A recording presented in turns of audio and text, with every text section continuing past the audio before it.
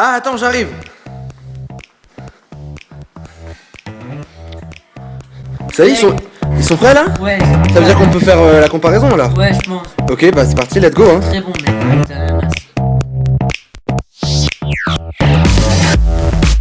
Pour à l'œil nu, on a choisi de comparer le chewing-gum industriel, bien sûr, et notre propre chewing-gum.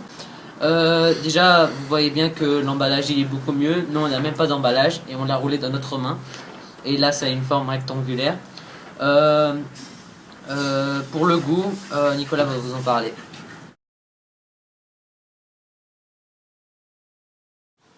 Bon bah alors on va essayer hein. Donc comme Abdallah l'a dit, on a des chewing-gums industriels et nos chewing-gums. Je dois avouer que je suis assez impatient de les goûter parce que ça a l'air d'être notre meilleure réussite d'après ce que Abdallah dit. Donc je vais d'abord goûter un chewing-gum industriel. Je vais pas dire la marque parce qu'on va pas faire de pub. Et après notre chewing-gum pour pouvoir vraiment faire une réelle comparaison. Mon chewing-gum industriel c'est normal, il a un bon goût. Je vais pas le garder très longtemps dans ma bouche parce que je prends le goût. Pour le moment on va se concentrer sur le goût. Donc très bon goût. Et assez sucré. Et après quelques temps de mastication, ça ressemble à ça.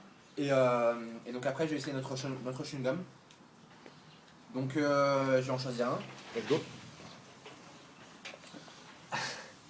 Alors, pour le goût est un peu moins prononcé, mais il est vraiment meilleur. Et ça a l'air de rester en bouche, hein, comme les chewing-gums industriels. Je vais sortir de ma bouche. Voilà à quoi ça ressemble. Ça n'a vraiment pas la même forme. On peut voir que c'est assez différent. On peut voir des petites particules de gluten sur le chewing-gum, mais c'est normal. Et voilà. Et donc on va laisser la place à Erwan.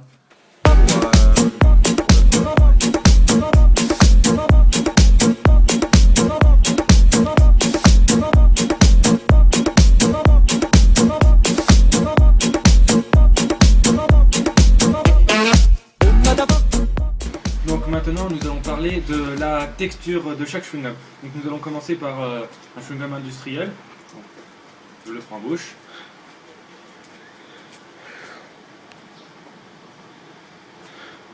Donc, les chewing-gum comme tout chewing-gum industriel, les chewing-gums sont assez durs sur le début. Plus on avance de le mâchage, plus ils, on va dire, s'adoucissent, deviennent moins rêches. Ça devient une texture plus élastique au fur et à mesure qu'on commence à le manger.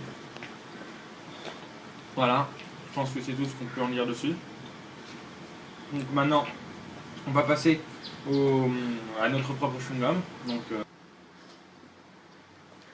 Donc, même chose que pour le chewing-gum industriel. C'est dur au début, ça vient en s'assouplissant. Cela dit, au bout d'un moment, le chewing-gum ne se met plus à coller.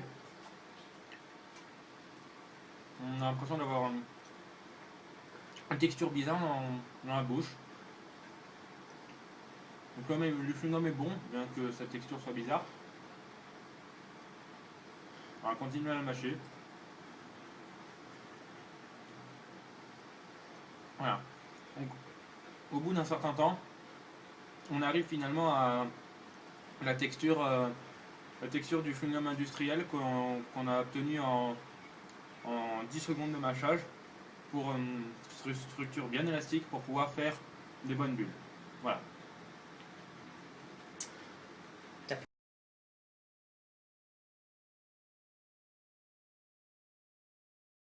Alors là, j'ai bien mâché mon chewing-gum et il y a un truc que je remarque, un des effets, un truc un peu négatif, c'est que je désagrège assez rapidement et donc son élasticité est quasi nulle.